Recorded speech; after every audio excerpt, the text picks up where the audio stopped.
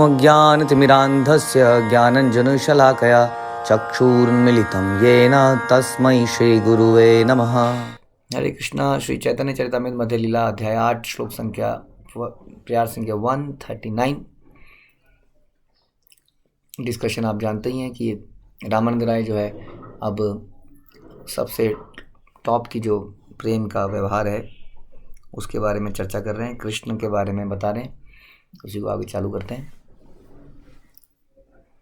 पुरुषयोषित किबा स्थावर जंगम सर्वचित्ताकर्षक साक्षात मनमथ मदन। कृष्ण नाम का ही अर्थ यह होता है कि वह कामदेव को भी आकृष्ट करने वाले हैं, अतः वे सबके लिए, स्त्री पुरुष चर अचर जीवों के लिए आकर्षक है। निसंदेह कृष्ण सर्वचित्ताकर्षक के रूप में सर्वविदित हैं। इस भौतिक संसार में हमें नेचुरली एक अपोजिट सेक्स के प्रति अट्रैक्शन होता है। हालांकि कुछ रेयर केस में आजकल ऐसा भी हो रहा है कि सेम सेक्स के प्रति भी अट्रैक्शन है, लेकिन भगवान का अट्रैक्शन हम देखते हैं सभी लोग उनसे अट्रैक्ट करते हैं। जैसे कि कभी ऐसा नहीं होगा कि बहुत सुंदर स्त्री को कोई जानवर उससे अट्रैक्ट हो जाए, भेड़ कुत्ता भेड़िया गाय बैल, या बहुत ही सुंदर कुत्ते से कोई इंसान अट्रैक्ट हो जाए, तो हम अगर अट्रैक्ट होते भी हैं तो अपने ही जो स्पीशीज़ है उसके अंदर ही अट्रैक्ट हो पाते हैं। बाकी तो हमें समझ ही नहीं आता है, बाकियों की सुंदरता हमें समझ नहीं आती है। इवन अपनी स्पीशीज़ के अंदर भी चाइनीज़ लोगों को कुछ चाइनीज़ मिस चाइना हो सकता है बहुत सुंदर लगती हो, लेकिन यहाँ के लोगों को हो सकता है लगे कि ये तो कैसा है, छोटी छोटी आँखें हैं। लेकिन भगवान का ऐसा रूप है जो कि न केवल मनुष्यों को बल्कि जीवों को, कीटाणुओं को, पेड़ों को, पौधों को, सबको अट्रैक्ट करता है वो। तो सोचिए हम इस संसार में कितनी ऐसी चीज़ों से अट्रैक्ट हो जाते हैं और उनको पाना चाहते हैं, उनमें रमण करना चाहते हैं, उसमें घूमना चाहते हैं। इसी कारण हम जन्म जन्मांतर तक यहाँ घूमते रहते हैं। लेकिन सबसे सुंदर वस्तु, और न जाने ऐसी कितनी और वस्तुएं आप जानते हैं कि भगवान के धाम में जो इवन जो भगवान के पार्षद हैं, भक्त हैं, वो भी सुंदर भगवान जैसे रूप में होते हैं। कुछ ही अंतर होता है जो उनमें होता है। तो ऐसे सुंदर जगत को छोड़ के हम संसार की सुंदरताओं को ढूंढ रहे हैं, खोज रहे हैं, यहाँ पर डिस्कवरी कर रहे हैं। तो यही यहाँ पर बता रहे हैं कि इतना सुंदर है कि कामदेव सबको लिए, स्त्री पुरुष चर और अचर सभी के लिए। अचर अचर यानी कि जैसे निर्जीव वस्तुएं भी होती हैं, जैसे कि नदी है, पत्थर हैं वो पिघल जाते हैं, नदी अपना रुख मोड़ लेती है, इतने आकर्षक भगवान हैं। लेकिन हमारा उनके प्रति अनुराग नहीं पैदा हो रहा है। तात्पर्य शिल प्रभुपाद द्वारा जिस तरह भौतिक जगत में अनेक खगोल मंडल हैं जो तारे या ग्रह कहलाते हैं, उसी तरह आध्यात्मिक जगत में भी दिव्य ग्रह हैं। आध्यात्मिक जगत में कई सारे अलग अलग प्लैनेट हैं जैसे कि यहाँ पर हैं, लेकिन उनको वैकुंठ कहते हैं। आध्यात्मिक ब्रह्मांड भौतिक ब्रह्मांडों के गुच्छ से बहुत ही दूर है। भौतिक वैज्ञानिक ब्रह्मांड के समूह में नक्षत्रों तथा ग्रहों की संख्या का अनुमान नहीं लगा सकते। हमारे साइंटिस्ट इवन इस मटेरियल वर्ल्ड के अंदर कितने ब्रह्मांड हैं, कहाँ कहाँ तक फैले हुए हैं, यही अनुमान लगाना मुश्किल है। हाँ, तो इस संसार से बाहर जाके आध्यात्मिक जगत के बारे में अनुमान लगाना और मुश्किल है। वे अंतरिक्ष यानों द्वारा अन्य नक्षत्रों तक की यात्रा करने में अक्षम हैं। हाँ, अभी तो हम इस संसार के नक्षत्रों तक ही नहीं पहुंच पा रहे। भगवत गीता में बताया गया कि एक अन्य अव्यक्त प्रकृति भी है। अव्यक्त प्रकृति यानी कि अनमैनिफेस्टेड, यानी कि कह सकते हैं कि हमारी नज़रों से गायब है, जो हमें दिख नहीं रही है, लेकिन वो इटर्नल है। और ये जो हमें दिख रही है ये टेम्परेरी है, इसका नाश हो जाता है, ये फिर क्रिएट होती है। लेकिन जो अव्यक्त है हमारी नज़रों से बहुत दूर है, न केवल दूर है बल्कि अदृश्य है, वो शाश्वत है, यानी कि वो इटर्नल है। वो इस व्यक्त तथा अव्यक्त पदार्थ से परे है या सर्वोपरि है और इसका नाश कभी नहीं होता। जब इस संसार की प्रत्येक वस्तु का नाश होता है तो भी वो वैसे ही बनी रहती है। इसलिए क्यों ऐसी जगह में रहा जाए जहाँ बार बार आपका घर गिर जाए, हर 2 साल बाद आपका घर भूकंप ज़बरदस्त आए और घर गिर जाए, फिर 2 साल बाद भूकंप आए, तो जनरली तो आदमी ऐसी जगह पर अपना मकान नहीं बनाना चाहेगा। वो ऐसी जगह बनाना चाहेगा जो स्टेबल है। तो उसी तरह से इस संसार के अंदर भी स्टेबिलिटी नहीं है। वैसे तो जन्म मृत्यु जरा व्याधि की समस्या तो है ही, वो तो है, उसके ऊपर से एक तो करेला ऊपर से नीम चढ़ा। वो क्या है, वो ये है कि संसार ही समाप्त हो जाता है। ब्रह्मा जी की आयु के समाप्त होने पर, ब्रह्मा जी के दिन के समाप्त होने पर, अलग अलग समय पर यहाँ संसार समाप्त होता रहता है। सब कुछ यहाँ टेम्पररी है। तो इसलिए ऐसी जगह पे परमानेंट घर बनाना इस मूर्खता है। इस तरह से एक अन्य प्रकृति है जो भौतिक प्रकृति से श्रेष्ठ है। भाव या स्वभाव शब्द प्रकृति के लिए आए हैं। आध्यात्मिक प्रकृति शाश्वत है। सारे भौतिक ब्रह्मांडों के विनष्ट हो जाने पर भी वो बने रहते हैं। जैसे कि शरीर के अंत होने पर आत्मा बनी रहती है। आध्यात्मिक जगत अप्राकृत अर्थात प्रति पदार्थ या प्राकृतिक जगत का विपरीत है। इस दिव्य आध्यात्मिक जगत का सर्वोच्च ग्रह है गोलोक वृंदावन, यानी कि इसके प्लैनेट में कई सारे वैकुंठास हैं। उन वैकुंठास के ऊपर और सारे प्लैनेट्स हैं। धीरे धीरे ऊपर जाके सबसे टॉप पे कौन है? गोलोक वृंदावन। यह स्वयं भगवान कृष्ण का धाम है। भगवान कृष्ण भी पूर्ण रूपेण आध्यात्मिक है। यहाँ कृष्ण अप्राकृत मदन के रूप में जाने जाते हैं। एक तो प्राकृत मदन हो गए। प्राकृत मदन कौन हो गए? कामदेव। कामदेव भी एक देव हैं, और देव जितने भी हैं वो कौन है? एक जीव हैं हमारी तरह। उनको हम प्राकृत कहते हैं क्योंकि उन्होंने प्राकृत शरीर धारण किया है। हालांकि आत्मा तो अप्राकृत है, लेकिन शरीर प्राकृत धारण किया है। इसलिए भगवान को अप्राकृत मदन कहते हैं। मदन नाम कामदेव का सूचक है, किंतु कृष्ण आध्यात्मिक मदन है। उनका शरीर भौतिक संसार के मदन जैसा नहीं है। मदन के समान भौतिक भी नहीं है। कृष्ण का शरीर पूर्णतः आध्यात्मिक है, सच्चिदानंद है। इसलिए वह अप्राकृत मदन कहलाते हैं। वे मनमथ मदन भी कहलाते हैं, जिसका अर्थ है कि वो मदन को भी आकृष्ट करने वाले हैं। कभी कभी निपट भौतिकतावादी व्यक्ति कृष्ण की लीलाओं एवं उनके आकर्षक गुणों का गलत अर्थ निकालते हैं और उन पर अनैतिकता का लांछन लगाते हैं कि वो तो दूसरों की स्त्रियों के साथ खेलते हैं, नाचते हैं, गाते हैं। किंतु लोग ऐसा दोषारोपण इसलिए करते हैं क्योंकि नहीं जानते कि कृष्ण तो इस भौतिक जगत से परे है। वास्तव में सारी आत्माएं कृष्ण को बिलोंग करती हैं। जितने भी संसार में स्त्रियां हैं, इवन पुरुष हैं या संपत्ति है, वो कृष्ण को ही बिलोंग करती हैं। हमने कृष्ण की संपत्ति को चुरा कर उनको अपने पास रखा हुआ है। इसलिए कृष्ण अनैतिक नहीं है, हम अनैतिक हैं। हमने इसको मान लिया, ये तो मेरी पत्नी है, ये तो मेरा बच्चा है, इस प्रकार से, जो कि वास्तव में ये सारी वस्तुएं कृष्ण की हैं।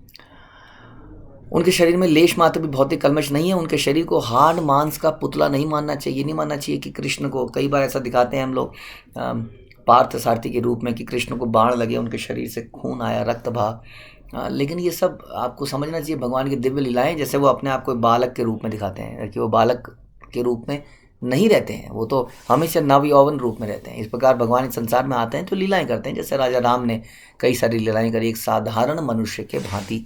लेकिन भगवान के कई बार बीच में जो दिव्य लीलाएं वो करते हैं, उससे पता चलता है कि कोई साधारण व्यक्ति नहीं है। वृंदावन के वासी भी अक्सर यही सोचते रहते थे कि ये साधारण व्यक्ति नहीं है, लेकिन फिर भी अचानक से मोहवश भगवान से अटैचमेंट के कारण उनको अपना पुत्र इत्यादि मानते थे। जिस प्रकार कृष्ण पूर्णतः आध्यात्मिक है, उस तरह गोपियां भी आध्यात्मिक है। ब्रह्म संहिता में आता है, मैं उन आदि भगवान गोविंद की पूजा करता हूँ जो अपने धाम में गोलोक में निवास करते हैं, राधा जी के रास्ते निवास करते हैं और उनकी आध्यात्मिक छवि के सदृश हैं। जो उनकी राधा के साथ निवास करते हैं, जो उनकी आध्यात्मिक छवि जैसी हैं, उनकी आलादनी शक्ति हैं। तो इस प्रकार गोपियाँ भगवान की आलादनी शक्ति का पाठ हैं। इसका मतलब वो भी भौतिक नहीं है। उनके साथ श्रीमती राधा की विश्वास पात्र सखियाँ हैं जो राधा रानी के स्वरूप का विस्तार है। तो राधा रानी भगवान की शक्ति का विस्तार है, गोपियाँ राधा रानी का विस्तार है। इस प्रकार ये सब क्या हो गई? ये सब आध्यात्मिक हो गए। ये सब भी गोपियाँ भी भौतिक नहीं हैं, ये समझना पड़ेगा।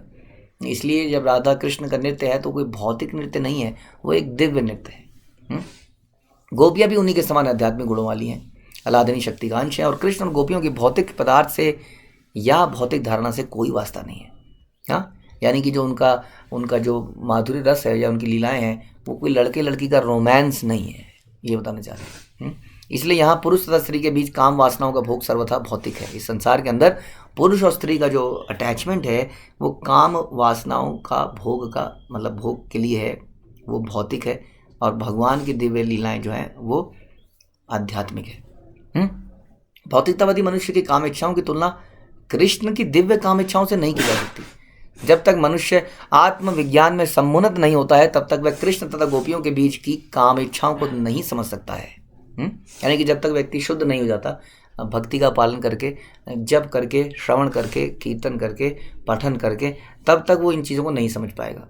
इसलिए जो बाहर से देखते हैं वो इनको साधारण बताते हैं, इनके ऊपर जोक बनाते हैं और एक्चुअली में इसमें काम इच्छाओं की पूर्ति करते हैं। लेकिन जो इस प्रकार से शुद्ध हो गया है वो समझता है कि ये वास्तव में क्या है और ये कितना पवित्र है और ये कितना पवित्र करने वाला है। ऐसा कहते हैं कि जो इन लीलाओं को सुनता है उसकी कामेच्छाएं समाप्त हो जाती हैं, अगर उसने अपना हृदय तपस्या से, जप इत्यादि से शुद्ध कर लिया है तो। चैतन्य चरितामृत में गोपियों की कामेच्छाओं की तुलना स्वर्ण से की गई है। अगर ऐसा नहीं होता तो सुखदेव गोस्वामी जैसा विरक्त आदमी क्यों गोपियों की लीलाओं को बताता। यानी कि स्वर्ण के समान है। इससे हमें अपनी तुच्छता का महसूस होता है कि हम कैसे तुच्छ चीज़ों में लगे हैं। वास्तव में हमें भी अगर आप इस तरह की कामेच्छा पैदा हो रही है तो क्यों ना ये कृष्ण के साथ करी जाए, वो भी आध्यात्मिक स्तर पे। यानी कि पहले उस स्तर पे आया तो जाए, पहले अपने आप को शुद्ध तो करा जाए, उनके धाम में तो जाया जाए। हाँ, उसके बाद धीरे धीरे यदि हमारे रस की प्रोग्रेस हुई, हमारी भक्ति की प्रोग्रेस हुई, तो हो सकता है हम इस रस को प्राप्त कर पाएँ। लेकिन इस जगत में जो इसका प्रतिबिंब है इस इच्छा का, काम इच्छा का, वो बड़ा ही घृणित है, वो बड़ा ही टेम्परेरी है, वो आपको नीचे गिराने वाला है। इस तरह से यहाँ पे बताया जा रहा है कि कामेच्छाओं की, भौतिक जगत में जो कामेच्छाओं की तुलना है उसको लोहे जैसा बताया गया है, और आध्यात्मिक जगत में इसको सोने जैसा बताया गया है। सोने और लोहे में किसी अवस्था में समानता नहीं है। सारे जीव चाहे चर हों अचर हों कृष्ण के अंश हैं, अतएव उनमें भी मूलतः उन जैसी ही कामेच्छा पाई जाती है। हाँ, लेकिन जब एक कामेच्छा को पदार्थ के माध्यम से व्यक्त किया जाता है, यानी कि संसार में इस कामेच्छा को जब जीव व्यक्त करता है तो वो दूषित और घृणित मानी जाती है। जब जीव आध्यात्मिक रूप से उन्नत होता है तो भौतिक बंधन से मुक्त हो जाता है। इसी तरह से जैसे हम कहते हैं कि परिवार भगवान के धाम में भी है, परिवार यहाँ भी है। जब व्यक्ति यहाँ पर परिवार से बहुत अटैच हो जाता है और भक्तिमय कार्य नहीं कर पाता है तो उसको मूर्ख, इल्यूजन, भ्रमित, घृणित कार्य करता हुआ माना जाता है। जैसे कहते हैं कि अंधकूप में गिरा हुआ माना जाता है। और वही व्यक्ति जब भगवान के स्पिरिचुअल जगत में, आध्यात्मिक जगत में परिवार के साथ भगवान की सेवा करता है तो उसको आध्यात्मिक माना जाता है। इसी तरीके से इसी जगत में भी जब व्यक्ति परिवार के साथ कृष्ण की सेवा में लग जाता है तो उसको भी आध्यात्मिक माना जाता है। यानी कि अगर कृष्ण नहीं है बीच में तो हर कार्य घृणित हो जाता है, अशुद्ध हो जाता है, और कृष्ण के आते ही हर कार्य शुद्ध हो जाता है। भगवद गीता में कहा गया कि जन्म कर्म च मे दिव्यम, कि इस प्रकार से जो मेरा प्राकट्य है, मेरा अपीयरेंस है एंड मेरे जो कार्यकलाप हैं वो दिव्य हैं। जो इसको जान जाता है वो संसार में दोबारा नहीं आता। जो इसमें दोषारोपण करता है कि ये अनैतिक है इत्यादि, हाँ, उसको तो बार बार जन्म लेना ही पड़ता है। जब मनुष्य कृष्ण के शरीर को और उनकी कामेच्छाओं को समझ लेता है तो उसे तुरंत मुक्ति प्राप्त हो जाती है। जब वो राधा कृष्ण के इस प्रेम संबंध को समझ लेता है, अभी भी हम इसको समझ नहीं पाते हैं। हम भी जो पढ़ते हैं वो बहुत लिमिटेड चीज़ें पढ़ते हैं जो भागवत और चैतन्य चरितामृत में दी गई हैं। वास्तव में इस प्रेम संबंध के बारे में बहुत डिटेल में कई ऐसे ग्रंथों में बताया गया है जैसे गीत गोविंद, लेकिन हम उसको नहीं पढ़ते हैं क्योंकि हमारे अंदर कामेच्छाओं की समाप्ति नहीं हुई है। हमारे अंदर वो जागृत और हो जाएंगी। लेकिन जो समझ जाता है उसे तुरंत मुक्ति मिल जाती है। इसलिए बोलते हैं कि हजारों व्यक्तियों में से कोई एक ही व्यक्ति है जो सिद्धि के लिए प्रयास करता है। भगवद गीता के अनुसार हजारों में से कोई व्यक्ति है। इसलिए आपको आपके परिवार में, आसपास में से बहुत कम ऐसे लोग मिलेंगे जो आपकी बात को सुनना चाहेंगे, जो उसको फॉलो करना चाहेंगे बड़ी बड़ी बड़ी शुद्धता के साथ। इसलिए हजारों में से कोई एक है जो सिद्धि के लिए प्रयास करता है, और जिसे सिद्धि प्राप्त हो चुकी है उनमें से मुश्किल से कोई एक ही मुझे सही तरह से जान पाता है। यानी कि जिसने सिद्धि, जैसे देखिए बहुत सारों में से कुछ एक व्यक्ति आगे बढ़ा जानने के लिए। जो व्यक्ति आगे बढ़ा उसमें से कोई व्यक्ति कुछ जान पाया, हाँ, कुछ जान पाया पदार्थ के बारे में, प्रकृति के बारे में, भगवान के बारे में। लेकिन उनमें से कुछ ही व्यक्ति हैं जो मुझे सही रूप में जान पाया, यानी कि मेरा भक्त बना। क्योंकि भगवान कहते हैं भक्तिया मामा भी जाना थी। यानी कि भक्त जो है रेयर, जो इस रास्ते पे चलता है, उससे ज़्यादा रेयर जो कुछ ज्ञान प्राप्त कर पाता है, और उससे भी ज़्यादा रेयर जो उसके बाद भगवान को समझ पाता है भक्त के रूप में। तो रेयरेस्ट ऑफ द रेयर जो है भक्त इस संसार में है। हाँ, सिद्धे शब्द मुक्ति का सूचक है। मनुष्य भौतिक बंधन से छूटने पर ही कृष्ण को समझ सकता है। यानी कि हमें इस संसार से आसक्ति को काटना ही पड़ेगा, तभी हम भगवान को समझ पाएंगे, नहीं तो नहीं समझ पाएंगे। जब कोई व्यक्ति कृष्ण को यथारूप में समझ लेता है तब वह भौतिक शरीर में होते हुए भी आध्यात्मिक जगत में रहता है। इस भौतिक जगत में होते हुए भी, क्योंकि उसके चिंतन में केवल कृष्ण होते हैं, वो कृष्ण की सेवा करता है।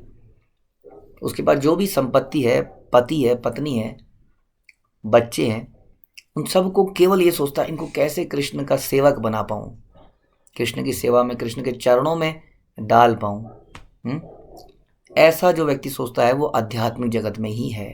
इस विज्ञान को वही समझ सकता है जो वास्तव में आध्यात्मिक दृष्टि से उन्नत है। नहीं तो क्या होगा, नहीं तो यहाँ दुखों में गिरते रहेंगे। इस प्रकार से भक्ति रसामृत सिंधु में कहा गया कि जब कोई व्यक्ति इस भौतिक जगत में प्रेम तथा भक्ति पूर्वक कृष्ण की सेवा करना चाहता है तो इस जगत में रहते हुए भी वह मुक्त माना जाता है। उसके बाद भगवान फिर से भगवद गीता में कहते हैं, ये श्लोक कई बार श्रील प्रभुपाद बोलते थे, माम चायो अव्यभिचारेण भक्ति योगेन सेवते सा गुणात समतीते तान ब्रह्म भूयाय कल्पते। जो पूरी तरह भक्ति में लगा है, जो किसी भी परिस्थिति में अपनी स्थिति से नहीं भटकता, किसी भी परिस्थिति में वो फेवरेबल सिचुएशन कंडीशन को नहीं देखता कि तब भक्ति करूंगा, जो हर स्थिति में भक्ति में लगा रहता है वह तुरंत भौतिक प्रकृति के गुणों को पार कर जाता है और ब्रह्म पद को प्राप्त होता है। ब्रह्म पद को प्राप्त करने का क्या लाभ है? वास्तव में जो सुख हम ढूंढ रहे हैं वो ब्रह्म पद से स्टार्ट होता है। हम कहते हैं ब्रह्म भूता प्रसन्नात्मा ना सोचते ना कांक्षते। यानी कि आपको वास्तविक, जैसे सारा संसार प्लेजर हंट कर रहा है, प्लेजर को ढूंढ रहा है, इधर उधर भाग रहा है, उसको ढूंढने का प्रयास कर रहा है, ठीक है। लेकिन वो प्लेजर कब मिलेगा? जब हम ब्रह्म अवस्था में आ जाएंगे। यानी कि इस संसार में रहते हुए भी हम इस संसार के बारे में ना सोचकर कृष्ण के बारे में सोचेंगे और उनकी सेवा करने का प्रयास करेंगे तो हम हर हाल में प्रसन्न रहेंगे। हमेशा हमारे चेहरे पे एक प्रसन्नता रहेगी। जो मनुष्य आध्यात्मिक ज्ञान में अत्यंत उन्नत है और जिसने ब्रह्मभूत अवस्था प्राप्त कर ली है, वह ना तो शोक करता है ना किसी चीज़ के लिए लैमेंट करता है, हर हाल में एकदम प्रसन्नचित्त। यही तो हम चाहते हैं। बट समस्या क्या है? अभी हमें ऐसा बनने के लिए हमें लगता है यदि ये प्राप्त कर लूँगा तो मैं प्रसन्न हो जाऊँगा, यदि मैं ये प्राप्त कर लूँगा तो प्रसन्न होगा, हाय मुझे ये क्यों नहीं मिला, काश ऐसा हो जाता। तो ये है एक बद्ध अवस्था के मस्तिष्क, एक बद्ध मानव जो कि ऐसा सोचता है और हमेशा दुखी रहता है, बहुत कुछ प्राप्त करने के बाद भी दुखी रहता है। लेकिन भगवान का भक्त जो है बड़ी आसानी से इस अवस्था को प्राप्त कर लेता है।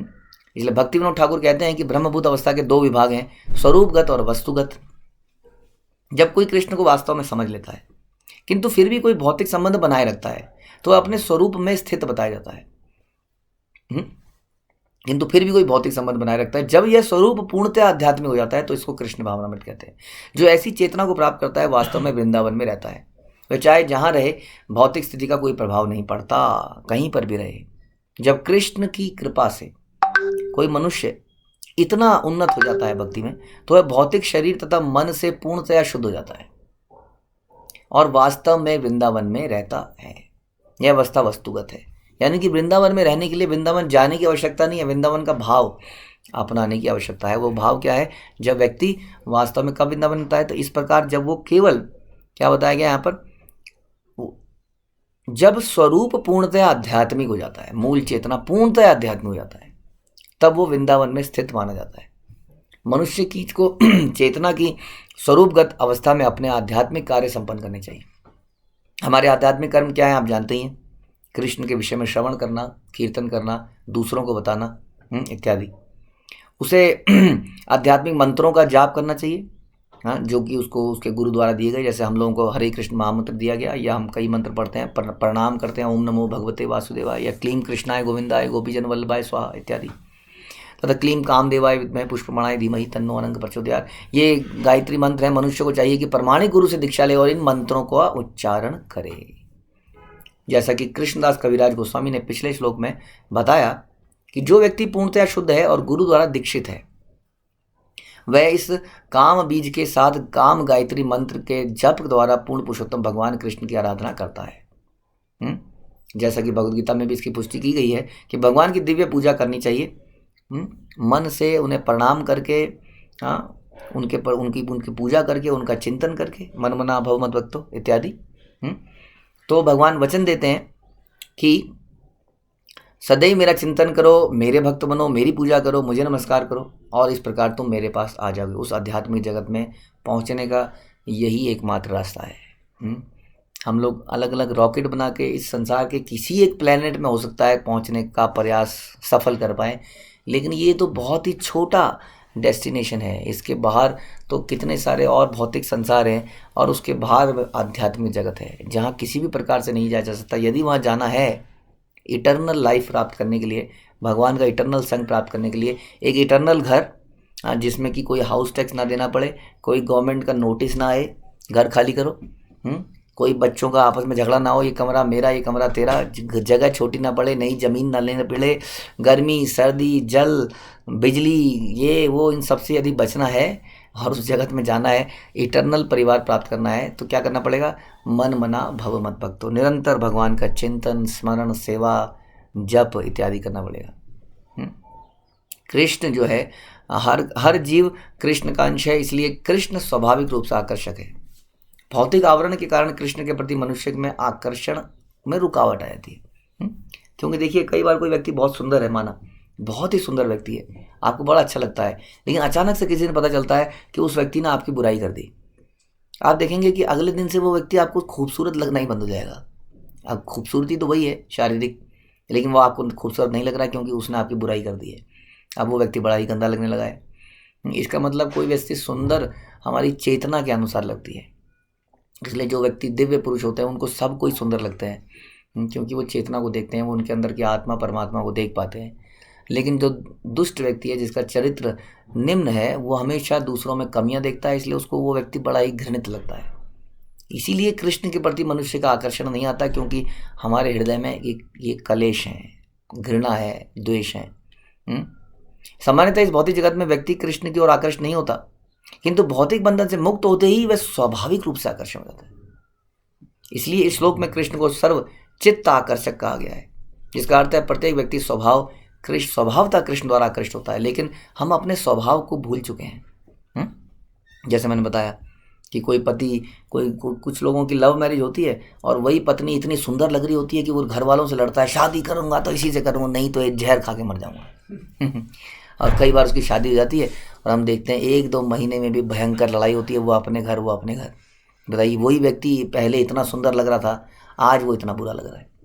तो कोई व्यक्ति बुरा या सुंदर हमारी चेतना के हिसाब से हमें लगता है। हमारी चेतना दूषित होने की वजह से हमें बाहर भी गंदगी दिखती है।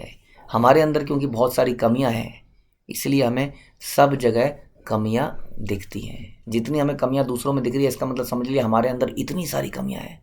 बड़ा सिंपल सा टेस्ट कर सकते हैं आप लोग, हम सब लोग, मैं भी, कि मेरे हृदय की क्या स्थिति है, मैं भक्ति में कितना उन्नत हूँ। क्या मुझे भक्तों में, किसी को बताने की जरूरत नहीं है, आपको तो मालूम ही है, क्या मुझे भक्तों में अक्सर कमियां दिखती हैं? क्या मुझे अक्सर हर सिचुएशन गलत लगती है? ये ऐसा क्यों हो रहा है, ऐसा तो नहीं होना चाहिए, ये भी गलत है, वो भी गलत है, ये व्यक्ति भी गलत है। तो समझ लीजिए हमारे हृदय की बड़ी दयनीय स्थिति है। यदि हमें हमेशा भक्तों की गुण ही दिख रहे हैं, सब कुछ बहुत अच्छा लग रहा है, हर स्थिति अच्छी लग रही है, हर स्थिति में हम प्रसन्न रहते हैं, तो समझ लीजिए हमारे हृदय की स्थिति अच्छी है। इसको बनाए रखने के लिए प्रयास करते रहिए।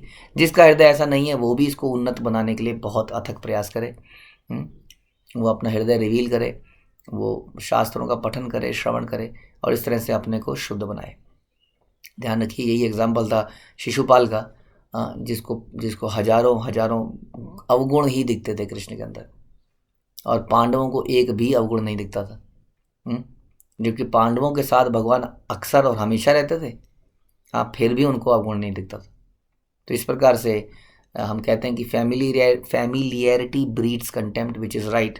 जितना हम साथ में रहते हैं हमें कमियां ज़्यादा दिखती हैं, लेकिन यदि कोई अपने हृदय में इस प्रकार का प्रेमांजन कहते हैं ना, प्रेम का अंजन लगा ले, प्रेम का सुरमा लगा ले, तो साथ रहते हुए भी पांडवों की भांति उन्हें कृष्ण में कोई कमी नहीं दिखेगी, उन्हें भक्तों में कभी कमी नहीं दिखेगी। अपनी सोच को ठीक कर ले। तासाम अविरभूत शौरी स्वयं मान मुखम्बुजा पीत अंबर धरा स्त्रग्वी साक्षात मन्मथ। जब कृष्ण रास लीला नृत्य छोड़कर चले गए तब गोपियां अत्यंत खिन्न हो गई, किंतु जब वे शोक मग्न थी तो कृष्ण पीतांबर धारण किए थे पुनः प्रकट हो गए, फूलों की माला पहने मंद मुस्कान करते हुए कामदेव को भी आकृष्ट करने वाले थे। इस तरह गोपियों के बीच प्रकट हो गए, फूलों की माला पहने मंद मुस्कान करते हुए। तो यानी कि गोपियां जब बहुत दुखी हो गई तो भगवान दोबारा से पीतांबर पहन के आ गए, और माला पहने बड़े मंद मुस्कान दे रहे थे। कामदेव को भी आकर्षित करने वाला उनका रूप था, और गोपियों के बीच में फिर से प्रकट हो गए। इस प्रकार से भगवान गोपियों के प्रेम को बढ़ाने के लिए है ना, क्योंकि कई बार कंटिन्यूसली साथ में रह जाए तो प्रेम बढ़ता नहीं है, वो तो ग्रांटेड ले लेते हैं, हाँ है ही, ये व्यक्ति यहाँ ही रहेगा, कहाँ जाएगा, कोई नहीं, आज नहीं तो कल मिल लेंगे। जैसे ही हमारी नज़रों से ओझल होता है तब हमें महसूस होता है ओह कहाँ चले गए। तो उनकी भक्ति को बढ़ाने के लिए कृष्ण गोपियों के सामने से अदृश्य हो जाते थे और फिर दोबारा से आते थे। नाना भक्तेर रसामृत नाना विधय सही सब रसामृतेर विषय आश्रय। हर भक्त का कृष्ण के साथ एक विशेष प्रकार का दिव्य रस होता है, जैसा हमने डिस्कस किया था, दास्य रस, साथ्य रस, वात्सल्य रस, माधुर्य रस इत्यादि। तो एक दिव्य संबंध, हमारा इटर्नल संबंध। यहाँ के संबंध तो मिलते जुड़ते बनते रहते हैं, लेकिन वहाँ के संबंध हमेशा रहते हैं। कुछ समय के लिए हम जरूर इस संसार में आ गए हैं और कुछ कुछ कामों में बिजी हैं, लेकिन वो संबंध हमारा अभी भी है। जैसे ही हम वापस जाएंगे हम उस संबंध में कार्य करने लग जाएंगे। जैसे कि नरोत्तम दास ठाकुर जो है, कई बार अपने ध्यान में हमने सुना था कि एक बार अपने ध्यान में ही वो भगवान के लिए खीर बनाने गोलोक वृंदावन धाम चले गए और वहाँ खीर बनाने लगे और उनका हाथ जल गया और एकदम से यहाँ पर देखा तो उंगली उनकी यहाँ पर भी जली हुई थी। तो इस प्रकार से ये जो हमारे संबंध है भगवान के साथ, ये इटर्नल है। यहाँ पर कुछ समय के लिए समझ लीजिए हम संबंध को छोड़ के आ गए, जैसे ही वापस जाएंगे उसी संबंध में दोबारा स्थापित हो जाएंगे। किंतु इन सारे दिव्य संबंधों में भक्त पूजक है और कृष्ण पूज्य है, यानी कि भक्त सेवक है और कृष्ण स्वामी है। अखिल रसामृत मूर्ति प्रस्मिर रुचि रुद्ध तारका पाली कलित श्याम ललितो राधा प्रेयान विधुर जयति। पूर्ण पुरुषोत्तम भगवान कृष्ण की जय हो। उन्होंने निरंतर बढ़ने वाले अपने आकर्षक लक्षणों के कारण ताड़का तथा पाली नामक गोपियों को जीत लिया और श्यामा और ललिता के मन को हर लिया। वे श्रीमती राधा रानी के सर्वाधिक आकर्षक प्रेमी हैं और समस्त रसों में भक्तों के लिए आनंद के आगार है। तो ये माधुर्य रस की कुछ बातें हुई कि इस प्रकार से भगवान गोपियों को, उनके हृदय को, चित्त को हर लेते हैं। श्रृंगार रस राजमय मूर्तिधर अतएव आत्म पर्यंत सर्वचित्त हर। कृष्ण सारे रसों में भक्तों के लिए सर्वाकर्षक हैं क्योंकि वे माधुर्य रस के मूर्तिमान स्वरूप है। कृष्ण न केवल समस्त भक्तों के लिए अपितु स्वयं के लिए भी आकर्षक है। तो हमारा हृदय हमेशा किसी अट्रैक्टिव चीज को देखने का करता है। चाहे किसी को पेड़ पहाड़ बहुत सुंदर लगते हैं, अट्रैक्ट करते हैं, किसी को कोई स्त्री बहुत अट्रैक्ट लगती है, किसी को अपने बच्चे का चेहरा अट्रैक्ट लगता है। हम सभी जब किसी ऐसी चीज को देखते हैं तो दिल को तसल्ली मिलती है अपने अपने हिसाब से। लेकिन ये जो तसल्ली है संसार में, ये वास्तविक रूप से हमारे हृदय में और व्याकुलता पैदा करती है, क्योंकि जिस भी वस्तु को हम देख रहे हैं वो हमेशा नहीं देख पाते, या वो रस जो हमें मिल रहा है वो थोड़े समय के लिए मिलता है।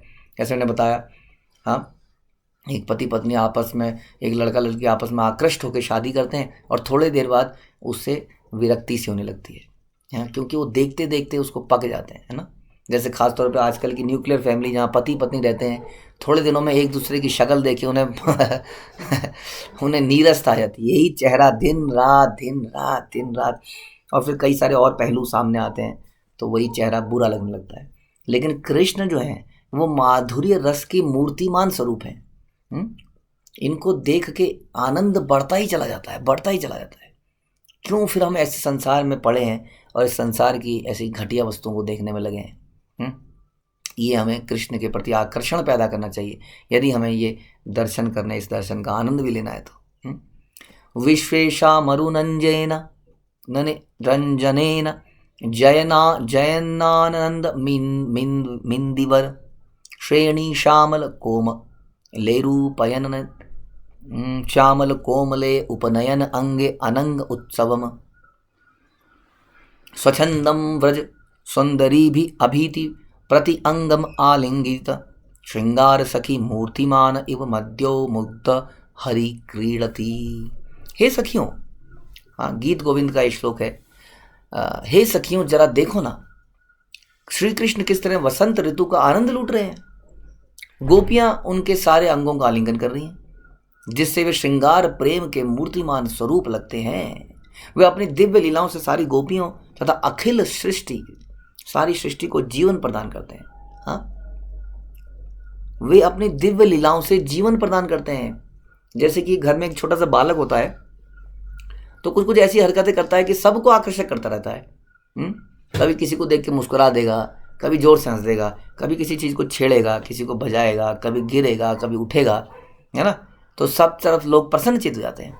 अब ये तो सोचिए, संसार की बात है, संसार का बालक सबसे सुंदर, सबसे आकर्षक जब व्यक्ति अपनी लीलाएं करता है तो सारे संसार को जीवन प्रदान कर देता है, जो अदरवाइज नीरस संसार को जीवन प्रदान कर देता है। इसलिए भगवान इस संसार में आते हैं। उनके मृदु श्यामल हाथ और पांव नीले कमलों के समान है। उनके शरीर का रंग देखते देखते ही व्यक्ति, हमारे शरीर में सफ़ेद और काला और ये ब्राउन देख देख के वो जो दिव्य नीला रंग है, गहरा नीला रंग जो दिव्य है, यहाँ के नीले रंग जैसा तो उसको नहीं समझ सकते हम। कई बार हम मोर को देखते हैं, मोर की अगर आपने कलगी या ऐसी चीज़ें देखते हैं तो उसमें एक डिफरेंट नीला रंग होता है। सोचिए वो भी भौतिक है, लेकिन उसको देख देख के ऐसा लगता है देखते रहो देखते रहो। यदि आपने कभी देखा है तो ध्यान से मोर के उस गहरे नीले रंग को। अब सोचिए भगवान का वो गहरा नीला रंग कितना सुंदर होगा। उसके उनके हाथ और पांव नीले कमलों के समान हैं, जिनसे उन्होंने कामदेव के लिए उत्सव की सृष्टि कर दी है। हम सब के लिए उत्सव हैं भगवान का ये रूप, लेकिन हाय हमारा तो संसार के इस रूप को देखने में ही सारा बेड़ा गर्क हो गया है। कैसे हमारी आसक्ति भगवान के प्रति बनेगी। लक्ष्मी कांतादि अवतारेर हर मन, यद लक्ष्मी आदि नारी गणेर करे आकर्षण। वे संकर्षण के अवतार तथा लक्ष्मीपति नारायण को भी आकर्षित करने वाले हैं। आप जानते हैं कि कृष्ण नारायण को भी आकर्षित कर लेते हैं। क्या आप में से कोई बताएगा कि शास्त्रों में ऐसा कहाँ रेफरेंस है कि कृष्ण ने नारायण को भी आकर्षित कर लिया? कोई बताना चाहेगा? हमने तो सुना है कि नारायण और कृष्ण में कोई अंतर ही नहीं है लेकिन फिर भी कृष्ण नारायण को अट्रैक्ट कर लेते हैं। ओके, केवल एक हाथ खड़ा है। आप लोगों को अपनी शास्त्र की नॉलेज बढ़ानी चाहिए। सका गौर प्रभु बताइए। हरे कृष्ण प्रभु जी, दंडवत प्रणाम। धन प्रणाम। प्रभु जी, एक इंस्टेंट मिलता है भगवान के 10वें स्कंद में भागवतम के। उसमें भगवान कृष्ण एक द्वारका में यज्ञ कर रहे होते हैं, ब्राह्मण के पुत्र मारे जाते हैं। तो बेसिकली वो जो पुत्र हैं वो नारायण ने ही उनको अपने धाम में वापस बुला लिया था, क्योंकि भगवान कृष्ण के दिव्य दर्शन करना चाहते थे। तो इसके बीच में अर्जुन के साथ में भगवान जाते हैं उस वैकुंठ लोक में, और तब वहां पे देखते, मतलब सारी जगह पहले तो खोजते हैं। अर्जुन खोजता है, यमपुरी जाता है, बट कहीं पे भी नहीं मिलते हैं। तो भगवान कृष्ण जब देखते हैं कि अर्जुन प्रतिज्ञाबद्ध है, अपना प्राण त्याग देगा, तो फिर वो उनके साथ जाते हैं और पता लगाते हैं। तो पता लगाते लगाते बैकुंठ लोग पहुंचते हैं। वहां पे नारायण जो है भगवान कृष्ण के दर्शन करना चाहते थे, इसीलिए वो बताते हैं कि मैंने ये लीला इसीलिए की क्योंकि मुझे आपके दर्शन प्राप्त करने थे, क्योंकि मैं अन्यथा तो मैं आपके दर्शन नहीं कर पाता जी। इसीलिए ये पुत्र लो, और मेरे को आपने कृतार्थ किया। बहुत बहुत धन्यवाद। धन्यवाद जी। यस, बिल्कुल ऐसा ही है कि भगवान जो है एक ब्राह्मण के पुत्र की हत्या करते रहते हैं। हत्या मतलब एक ब्राह्मण के पुत्र हमेशा मरता रहता है, मरता रहता है, मरता रहता है। वो घंटा बजाता है, ऐसा कैसे हो सकता है। उस जमाने में यदि कोई अकाल मृत्यु मरता था तो उसका दोषी राजा को ठहरा जाता था, यानी कि राजा कोई पाप कर्म कर रहा है तभी जो है प्रजा में अकाल मृत्यु हो रही है। आजकल तो सारी अकाल मृत्यु होती है। तो उन्होंने बोला कैसे, ये कैसे हो सकता है। बार बार उनको चैलेंज किया गया, अब समझ नहीं आया क्या हो रहा है ये। जो राजा थे ये हमारे उग्रसेन, राइट, उग्रसेन। तो उग्रसेन जो है राजा थे, तो उनके वहाँ घंटा बजाता है, ऐसा कैसे। तो काफ़ी सुरक्षा प्रदान की जाती है, लेकिन वो बच्चा मरता ही जाता है, मरता ही जाता है। बार बार वो घंटा बजाने आता है लेकिन कोई सुरक्षा नहीं, हर बार उसका बच्चा पैदा होते ही मर जाता है। और फिर एक बार अर्जुन शपथ लेता है कि यदि मैंने इसके बच्चे को यमराज से नहीं बचाया तो मैं अपनी जान दे दूंगा। तो वो ऐसा एक व्यू बना लेते हैं अपने बाणों से कि वहाँ पर यमराज भी ना घुस पाए, ऐसा व्यू बना लेते हैं अर्जुन। लेकिन वो ब्राह्मण का पुत्र फिर भी पैदा होने के बाद मर जाता है, और अर्जुन के लिए कठिन समस्या आ जाती है कि अब तो प्राण त्यागने पड़ेंगे।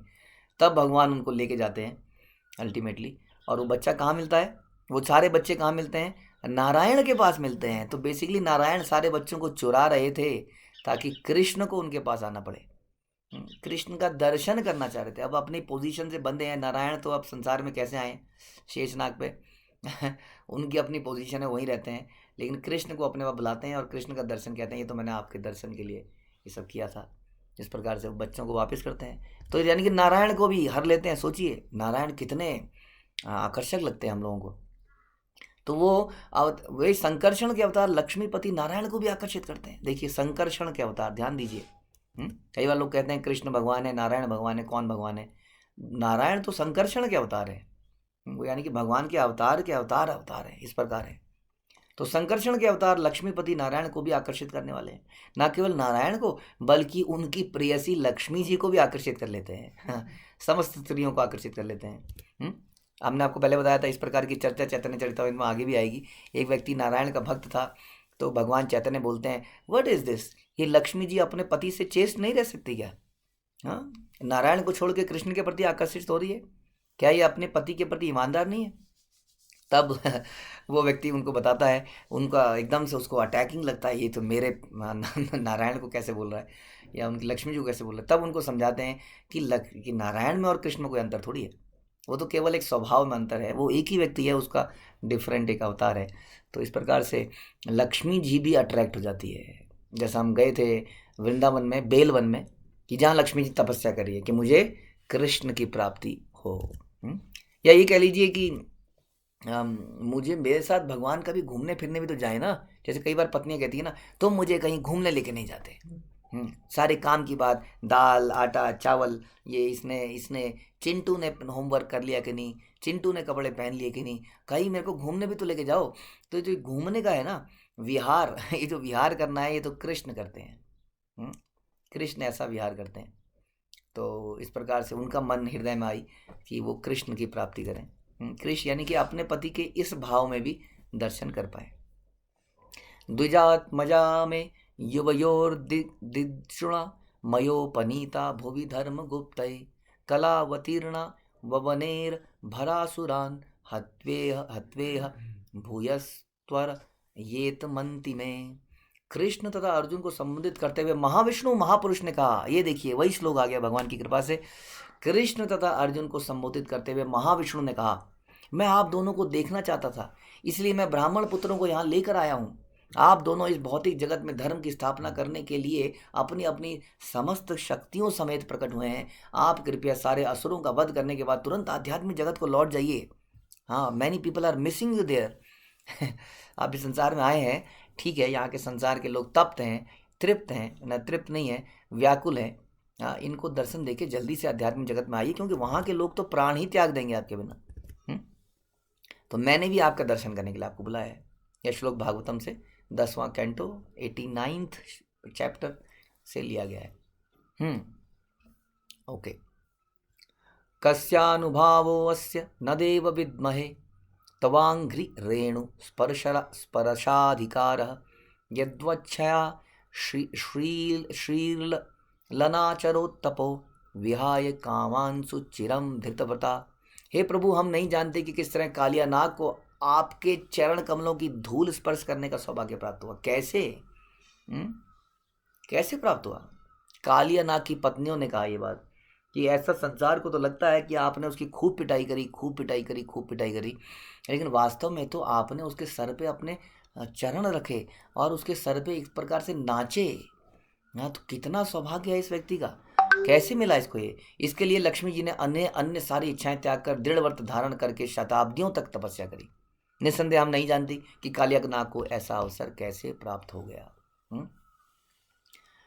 आपन माधुर्य हर आपना रमन आपना अपि न चाहे करिता लिंगन। भगवान कृष्ण की मधुरता इतनी आकर्षक है कि वे स्वयं उन्हीं के मन को चुरा लेती है। इस तरह वे स्वयं अपने आप को भी आलिंगन करना चाहते हैं, जिसका एग्जाम्पल है ये श्लोक। अपरिकलित पूर्वक कश्चमत्कारकारी स्फुरति मम गरीयानेश माधुर्यपुरा अयम महपि हंत प्रेक्षा यमलुब्ध चेतः स रसभ रभस मुप भोक्तुम कामयेरधिकेव। तो ये श्लोक आता है, आपने ये पहले भी सुना होगा, ललित माधव में से लिया गया है। इस प्रसंग को आपने पहले सुना होगा कि द्वारका के महल में रत्न जड़ित खंभों में अपनी ही परछाई देखकर कृष्ण उनका आलिंगन करना चाहते हैं। जैसे कई बार एक छोटा सा बच्चा होता है, वो शीशे में अपनी फोटो देखता है, वो सोचता है कोई दूसरा बच्चा है, वो कहता हाँ, उसके साथ कुछ खेलने का प्रयास करता है, उसको मालूम नहीं है उसी की छवि है। लेकिन कृष्ण जब अपनी छवि को देखते हैं, वो कहते हैं ये इतना सुंदर व्यक्ति कौन है संसार में, उसको आलिंगन करना चाहते हैं।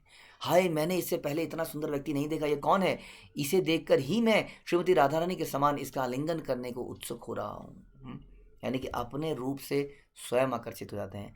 लेकिन अगेन कितने दुर्भाग्य की बात है कि हम उन कृष्ण के प्रति आकर्षित ना होकर संसार की छोटी मोटी हाड़ मांस से आकर्षित हो रहे हैं। कोई स्त्री पुरुष से आकर्षित हो रही है, कोई पुरुष स्त्री से आकर्षित हो रहा है।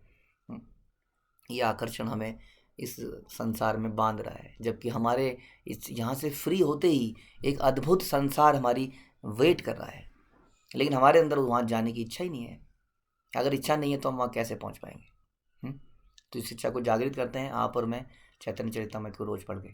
श्री चैतन्य चरितामृत की जय, श्रील प्रभुपाद की जय।